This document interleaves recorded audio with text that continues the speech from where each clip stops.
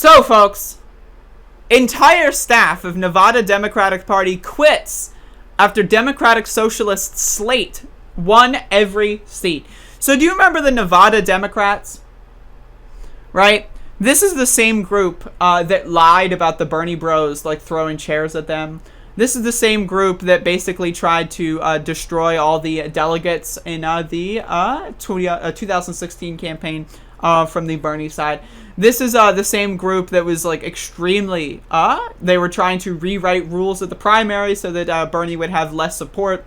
Goddamn, the 2016 election, the primary was incredibly corrupt. But anyway, so yeah, those same people, basically, 5 years later, they all got owned, so they're destroyed.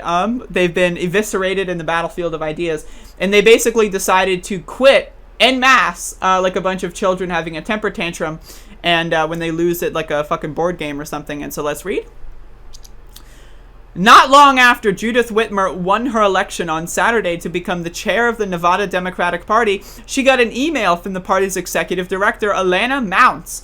The message from Mounts began with a note of congratulations before getting to her main point. She was quitting. So was every other employee, and so were all of the consultants, and the staff would be taking severance checks with them.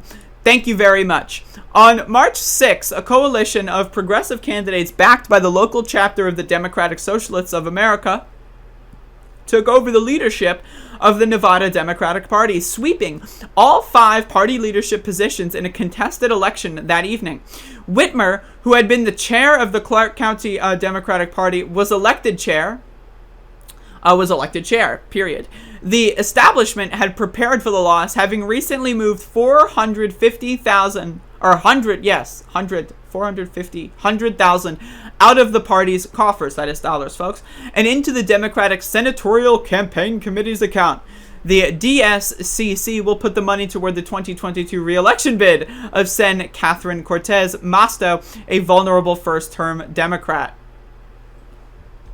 This is classic Hillary Clintonisms. This is classic fucking stuff. While Whitmer's opponents say they were planning to fire them anyway, Whitmer denies the claim. I've been putting in the work. Okay, yeah, to fire them. Whitmer told The Intercept for the latest episode of Deconstructed, what they just didn't expect is that we got better and better at organizing and out-organizing them at every turn. And you can read the rest of this article if you'd like. But that's basically the gist. So they knew they were going to lose, and they basically stole $500,000 from their war chest and sent it all over to some neoliberal fucking bullshit, right? And then they lost and took all the staff and all the consultants with them. They're probably like destroying like paperwork and like probably like deleting software on the computers, just being like fucking like high school level trolls.